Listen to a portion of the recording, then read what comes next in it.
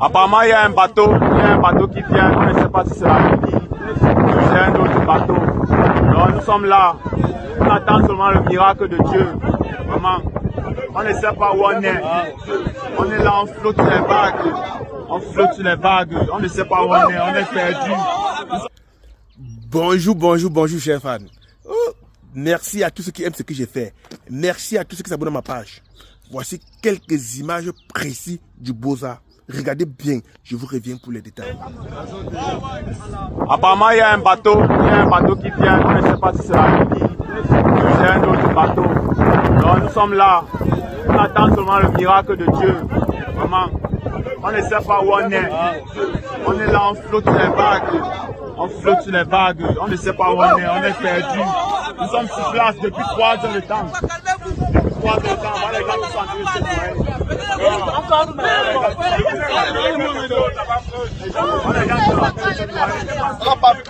Voilà, les gens qui sont en train de se noyer aussi. Nous sommes là depuis 4 heures de temps dans le naufrage. Voilà, les gens qui sont en train de se noyer. On ne sait pas. Hey, Cheno, quand on t'a dit pain.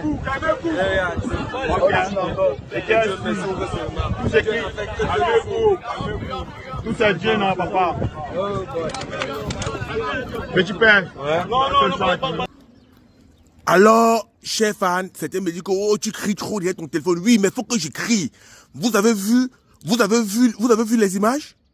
Vous avez vu dans quoi on pose? Les gars, c'est pas le bateau, hein, c'est pas du VIP. C'est pas ce que vous pensez dans la tête là que non, on va s'asseoir dans un bateau, qu'on va servir le petit déjeuner. Vous connaissez ce qu'on appelle le mal des mers? Vous avez déjà voyagé dans un bateau, même pour 30 minutes, vous connaissez ce qu'on appelle le mal des mers? Je vais vous expliquer quelques détails du Beaux-Arts. Pourquoi je tire beaucoup? Pourquoi est-ce que je reste beaucoup à ce point? Parce que beaucoup ne savent pas ce que c'est que Beaux-Arts. Qui comprennent que Beaux-Arts, eux croient qu'ils arrivent à les mettre dans un bateau? Non.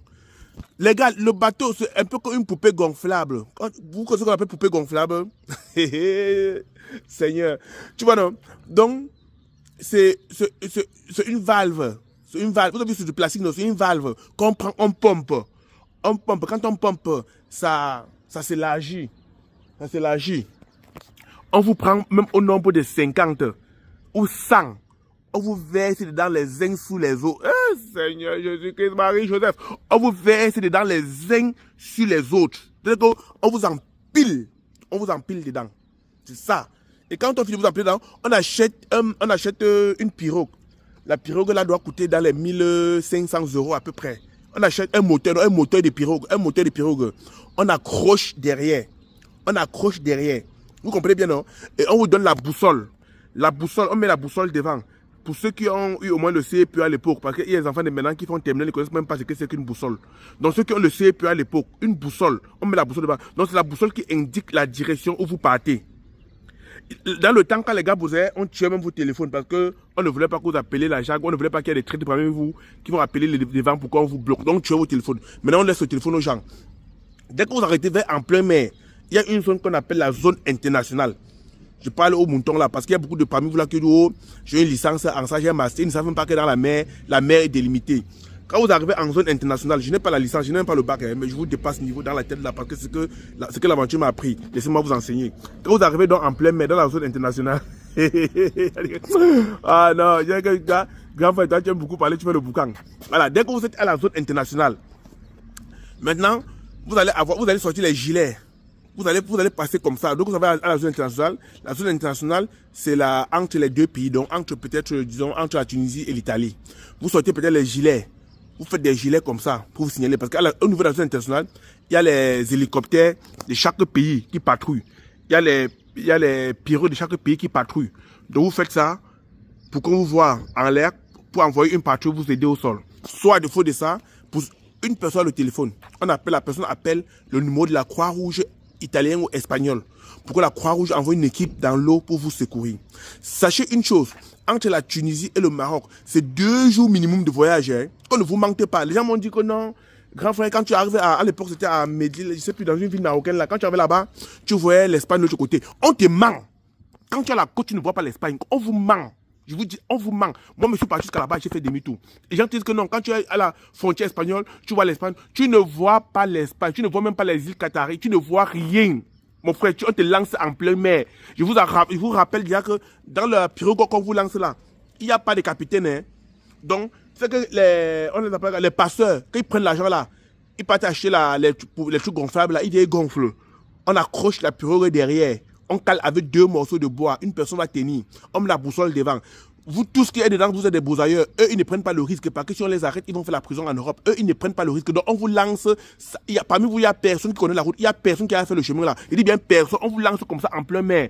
On dit aidez-vous, le ciel vous aidera. C'est la vérité. Il n'y a pas de commandant de bord. Il n'y a pas de passeurs avec vous. Non, eux, ils vous lancent en plein mer. Vous vous débrouillez. Eux, ils font demi-tour. C'est comme ça qu'on lance le Boza. Les gars ne viennent pas. Les gars ne viennent pas.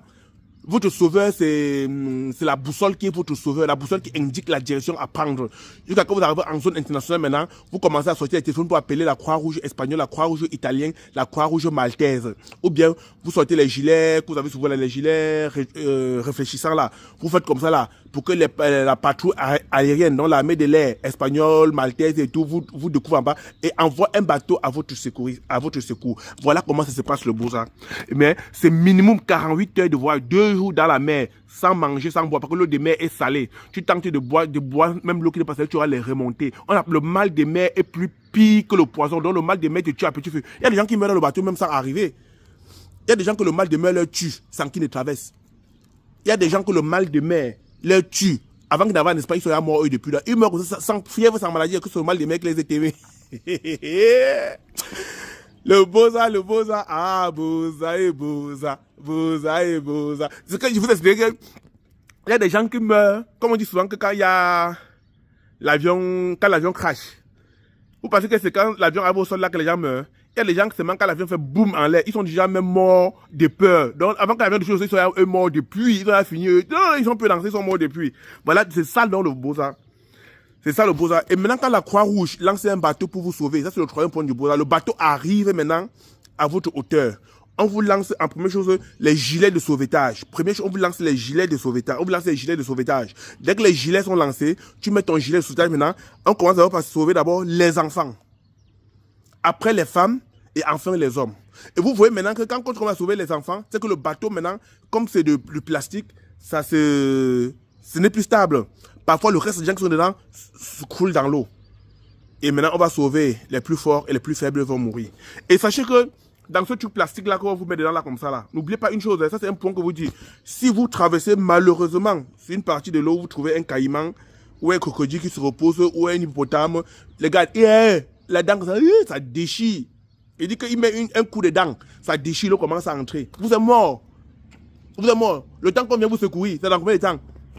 Quand les secours quittent l'Italie, l'Espagne ou la Malte ou l'île maltaise, vous savez combien de temps ils font pour arriver? Ils font parfois 4 heures. 4 heures avec les bateaux à grande vitesse pour arriver sur vous. Donc quand si un crocodile ou même un bâton qui est mal fixé, pouf, ça explose les conneries. C'est rip. C'est rip, il n'y a pas de choix. Les Africains ne savent pas nager. Je vous ai déjà dit ça, les Africains ne savent pas nager. Nous, on n'est pas des nageurs en Afrique, on ne nous a pas éduqués dans la nage. Donc, il y a des gens qui prennent le Boza sans savoir nager. Il y a des gens qui, dès qu'ils tombent comme ça, foup, ils sont morts directement. Donc, on dit qu'on va même le sauver.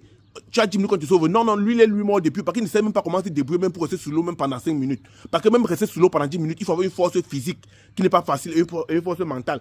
Et la moindre goutte d'eau que tu as bu, c'est mort. Parce que c'est 2 jours sans manger, sans boire. Mais quand on vous jette au départ du Boza là, il y a juste quelques litres d'eau à boire à l'intérieur. On n'accepte pas la nourriture parce que ça fait beaucoup de poids. On n'accepte rien. Vous partez comme ça. Et on vous manque non. D'ici, on lance souvent vers 3h, 4h du matin.